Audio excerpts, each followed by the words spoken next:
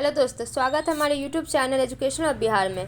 आज मैं आपके साथ पढ़ाने जा रही हूँ आपको एडुटेरिया की बीपीएससी में जो भी क्वेश्चंस पूछे गए, प्रीवियस ईयर क्वेश्चंस है 68 बीपीएससी में जो भी हिस्ट्री के क्वेश्चन पूछे गए आधुनिक भारत से, आज मैं आपके साथ वो सारे डिस्कस करने जा रही हूँ।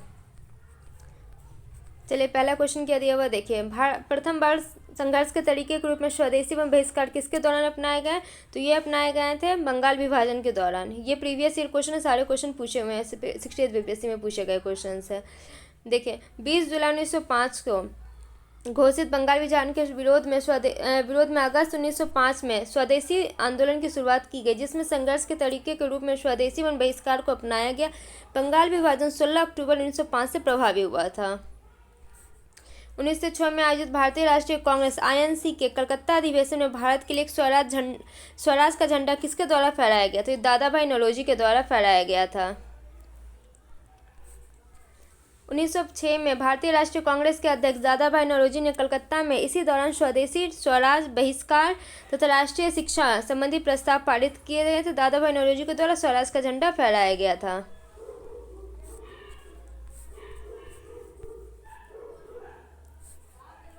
स्वतंत्रता संग्राम के दौरान भारतीय राज्य कश्मीर निजाम के हैदराबाद, त्रावणकोर आदि जैसे भारतीय शासकों द्वारा शासित राज्य में एक समानता आंदोलन की शुरुआत किया गया था। उसका नाम क्या था? तो उसका नाम था प्रजामंडल आंदोलन। ऑप्शन सी सही होगा। देखिए क्या दिया हुआ इसके बारे में। स्वतंत्रता संग्राम के दौरान भारतीय राज्य कश्मीर के हैदराबाद के निजाम, त्रावणकोर आदि जैसे भारतीय शासकों द्वारा शासित राज्य में एक समानांतर आंदोलन की शुरुआत किया गया, जिनका नाम प्रजामंडल आंदोलन था। भारतीय स्वतंत्रता संग्राम के बारे में निम्नलिखित में से कौन सा कथन सही नहीं है? ये पूछ रहा है कौन सा कथन गलत है। तो वर्ष 1921 में महात्मा गांधी को गिरफ्तार कर लिया गया था, तो नहीं, ये गलत है। वर्ष 1922 में महात्मा गांधी को गिरफ्तार किया गया था। चौरी चौरा कांड के कारण गांधी जी को असहयोग आंदोलन से हाथ खींच लेना पड़ा था। सही बात है, ये ऑप्शन बी सही है। गांधी जी ने अपना पहला प्रमुख सार्वजनिक भाषण बनारस हिंदू विश्वविद्यालय में दिया था। ये भी सही है। दूसरा और तीसरा सही, सिर्फ पहला गलत है।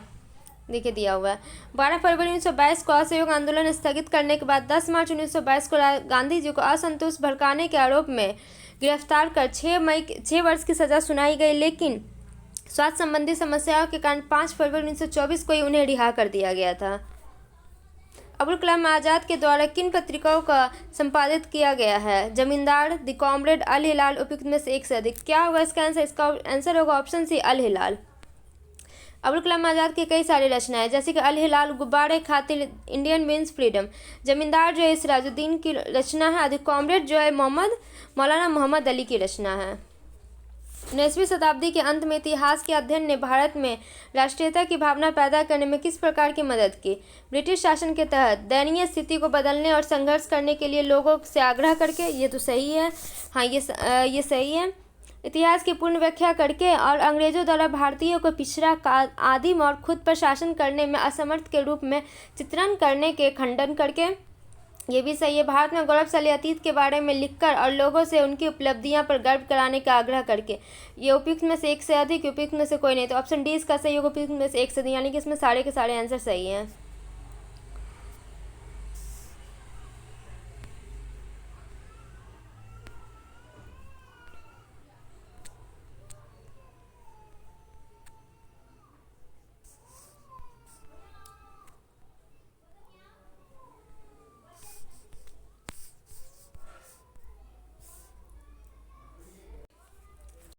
नगरों में असहयोग आंदोलन के संबंध में निम्नलिखित में से कौन सा कथन सही नहीं है? आंदोलन में केवल उच्च जाति और जमींदारों ने भाग लिया था, अमीरों ने भाग लिया था। ये सही है या गलत है? तो ये सही है। सही नहीं है, सॉरी, ये सही नहीं है। मद्रास के जस्टिस पार्टी द्वारा भी काउंसिलिंग के चुनाव का बहिष्कार किया गया था। हजारों छात्रों ने सरकारी नियंत्रण वाले स्कूलों को छोड़ दिया और अध्यापकों और शिक्षकों ने इस्तीफा दे दिया और वकीलों ने अपनी प्रैक्टिस छोड़ दी। तो पहला और दूसरा गलत है, सिर्फ तीसरा सही है। तो इसका आंसर होगा ऑप्शन ए। असहयोग आंदोलन 1920 ईस्वी तक के स्वतंत्रता आंदोलन का सबसे बड़ा जन आंदोलन था, जिसमें शहरों तथा ग्रामीण दोनों क्षेत्रों के लोग शामिल हुए थे। इसमें सभी जाति के अमीर गरीब लोग शामिल थे तथा इस समय काउंसिलिंग चुनाव मद्रास की जस्टिस पार्टी ने भी साथ दिया और 63 सीटों पर जीत हासिल की। केवल तीसरा कथन ही सही है।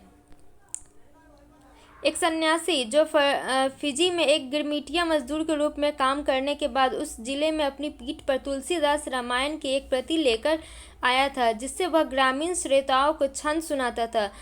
यहाँ जिस किसान नेता का जिक्र है वह कौन है? तो वह है बाबा रामचंद्र। प्रश्न में दिया गया कथन बाबा रामचंद्र के बारे में है, जो फिजी में गिरमिटिया मजदूर थे। भारत आने के बाद वे सन्यासी के रूप में जीवन यापन करने लगे। इन्होंने ही 18 अक्टूबर 1920 को उत्तर प्रदेश में प्रतापगढ़ में अवध किसान सभा का औपचारिक के रूप में गठन किया था।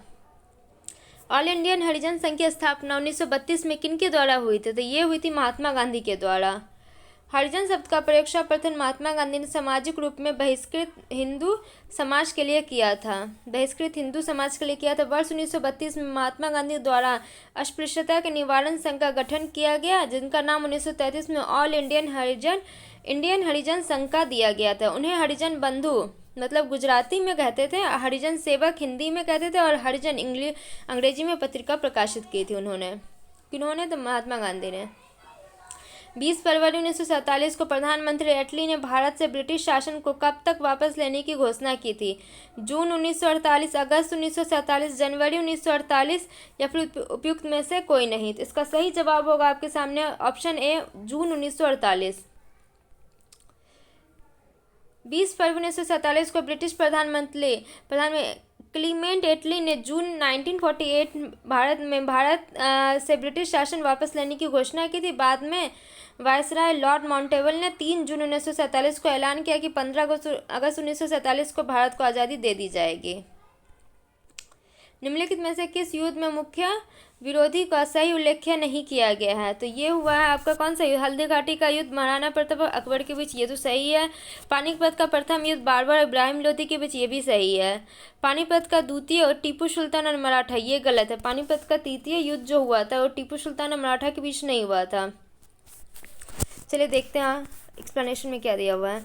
हल्दी घाटी का युद्ध अप्रैल 1576 को महाराणा प्रताप तथा अकबर के बीच, पानीपत का प्रथम युद्ध 21 अप्रैल 1526 को बाबर तथा इब्राहिम लोदी के बीच हुआ था। पानीपत का द्वितीय युद्ध 1556 में सम्राट हेमचंद, विक्रमादित्य, हेमू और अकबर के बीच लड़ा गया था।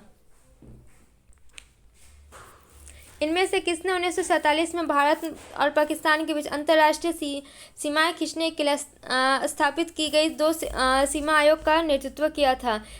इसमें किसने किया था? सिरिल रेडक्लिफ ने किया था। न्यूयॉर्क सिरिल रेडक्लिफ 8 जुलाई 1947 को भारत पहुंचे। इनकी अध्यक्षता में गठित सीमा आयोग ने भारत और पाकिस्तान के बीच अंतर्राष्ट्रीय सीमा का निर्धारण 17 अगस्त 1947 को किया गया था। किसने बंगाल में महलवारी बंदोबस्त प्रणाली की शुरुआत की थी? तो ये किसने की थी? होल्ट मैकेंजी ने की थी। ऑप्शन सी सही है। महलवारी व्यवस्था का प्रस्ताव सर्वप्रथम वर्ष 1819 में होल्ट मैकेंजी ने किया था। गांव या गांव के समूह महल को एक इकाई मानकर लगान वसूल किया जाता था। यह प्रयोग असफल रहा। पुनः 1833 ईस्वी में मार्टिन बर्ड ने कुछ सुधारों के साथ इसे लागू किया। भारत की 30% भूमि पर यह व्यवस्था लागू थी। इसके अतिरिक्त भारत में अस्थायी बंदोबस्त 1793 ईस्वी में लॉर्ड कॉर्नवालिस ने तथा रैयतवाड़ी व्यवस्था वर्ष 1890 में से लेकर 1820 में थॉमस मुनरे ने लागू किया था।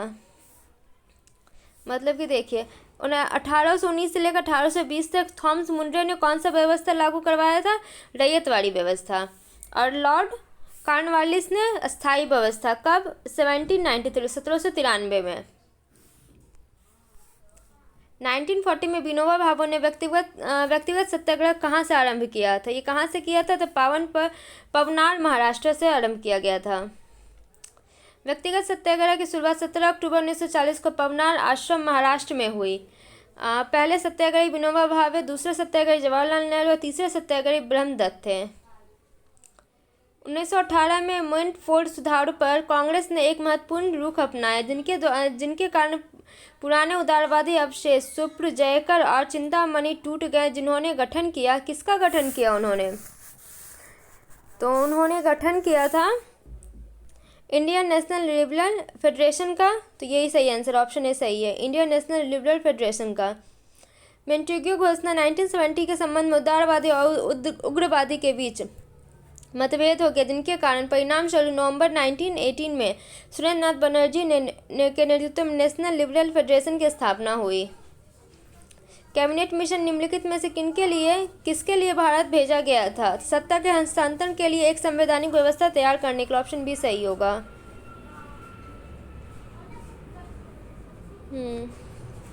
कैबिनेट मिशन 1946 के अध्यक्ष पैट्रिक लॉरेंस तथा 2 सदस्य ए.बी. अलेक्जेंडर तथा स्टेफर्ड क्रिप्स। यह मिशन भारत में सत्ता हस्तांतरण के लिए संवैधानिक व्यवस्था तैयार करने के लिए भेजा गया था। कैबिनेट मिशन के प्रयास से ही भारत में संवैधानिक सभा का गठन हुआ था।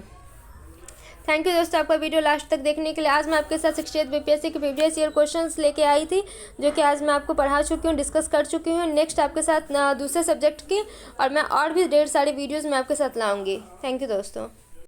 अगर हमारे वीडियो अच्छे लगे तो हमारे चैनल को लाइक करें, सब्सक्राइब करें और शेयर करें।